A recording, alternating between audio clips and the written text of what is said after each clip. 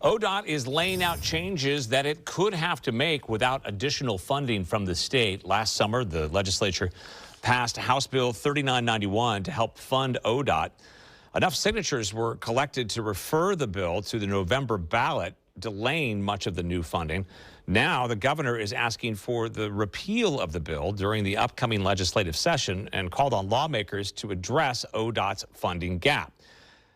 The governor says if additional funding is not passed, here are some of the impacts that ODOT, in addition, says that they will see: reduced road maintenance and weather response, more road safety issues due to deteriorating conditions and slower repairs, DMV service reductions, less highway upkeep like litter and graffiti removal.